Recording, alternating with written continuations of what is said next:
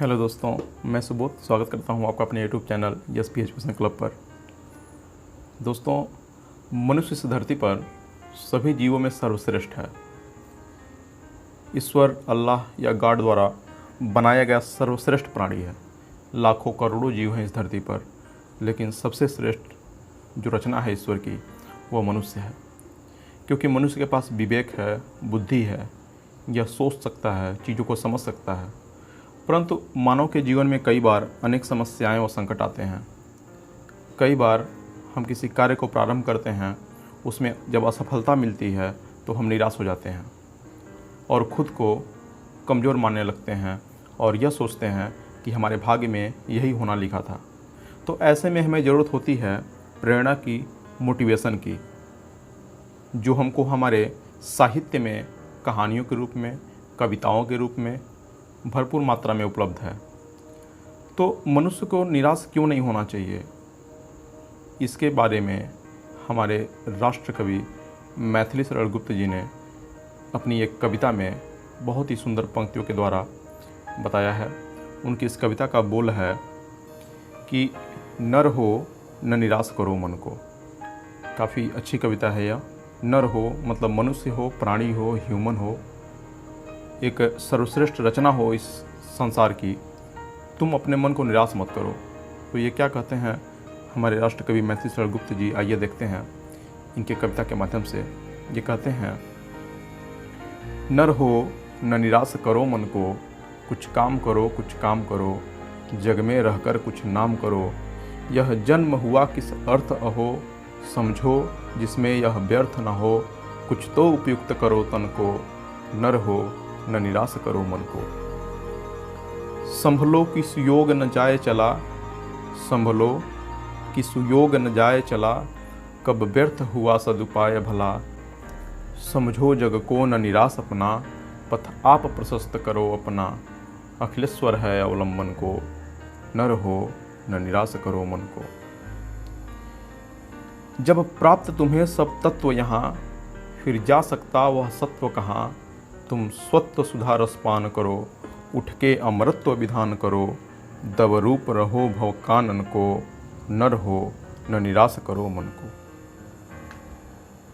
निज गौरव का नित्य ज्ञान रहे। ये कहते हैं कि आपको अपने गौरव का ज्ञान होना चाहिए। आप भी कुछ हैं, यह समझिए अपनी इस चीज़ को कि आपका भी कुछ अस्तित्व है इस धरती पर। तो निज गौरव का नित्य ज्ञान रहे, हम भी कुछ हैं यह ध्यान रहे। मरणोत्तर गुंजित गान रहे, सब जाए अभी पर मान रहे। कुछ हो न तजो निज साधन को, नर हो न निराश करो मन को। ये आगे कहते हैं कि प्रभु ने तुमको हाथ दिए हैं, कर मतलब हाथ प्रदान किए हैं। जितनी भी वस्तुएं इस धरती पे तुम देख रहे हो, जितने भी चीज़ों के बारे में तुम सोच सकते हो, वो सबके लिए हैं। अगर तुम उनको प्राप्त नहीं कर पा रहे हो तो इसमें किसका दोष है? तो इस पे वो लिखते हैं, कहते हैं, प्रभु ने तुमको कर दान किए, सब वांछित वस्तु विधान किए। तुम प्राप्त करो उनको न हो, फिर है यह किसका दोष कहो। समझो न अलभ्य किसी धन को। अलभ्य का मतलब होता है कि जिसको हम प्राप्त नहीं कर सकते।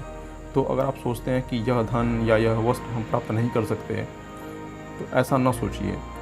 समझो न अलभ्य किसी धन को, नर हो न निराश करो मन को। किस गौरव के तुम योग्य नहीं। अभी आपसे पूछ रहे हैं कि किस गौरव के तुम योग्य नहीं, कब कौन तुम्हें सुख भोग्य नहीं। जान हो तुम भी जगदीश्वर के, सब हैं जिसके अपने घर के। फिर दुर्लभ क्या उसके जन को, नर हो न निराश करो मन को। अंतिम पंक्तियों में ये बताते हैं कि जो हम लोग भाग्य को कोसते रहते हैं कि हमारे भाग्य में ये लिखा था इसलिए ऐसा हुआ, तो इस पे ये कहते हैं कि करके विधिवाद न खेद करो। विधि का लिखा हुआ था, ऐसा कह के खेद मत करो। ये कहते हैं, करके विधिवाद न खेद करो, निज लक्ष्य निरंतर भेद करो। बनता बस उद्यम ही विधि है, मिलती जिससे सुख की निधि है। समझो धिक निष्क्रिय जीवन को, नर हो न निराश करो मन को। कुछ काम करो, कुछ काम करो। तो दोस्तों, ये कविता मैथिली शरण गुप्त जी द्वारा लिखी गई है। ये कविता हमें सिखाती है कि जीवन में कभी भी निराश नहीं होना चाहिए। सदैव ऊर्जावान बने रहिए। अपने जीवन का एक लक्ष्य निर्धारित कीजिए और निरंतर अपने लक्ष्य प्राप्ति की ओर बढ़ते रहिए।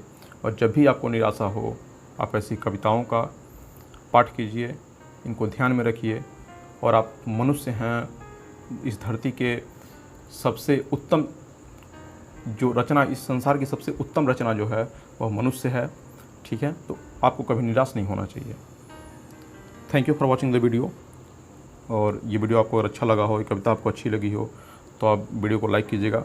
चैनल को अभी तक आपने सब्सक्राइब नहीं किया तो उसको सब्सक्राइब कर लीजिएगा, सपोर्ट कीजिएगा। अगर आपको ये कविता अच्छी लगी तो दोस्तों में शेयर कीजिएगा, ताकि वो भी प्रेरित हो सकें, अपने लक्ष्य को एक लक्ष्य चयन कर सकें और उसके तरफ आगे बढ़ सकें।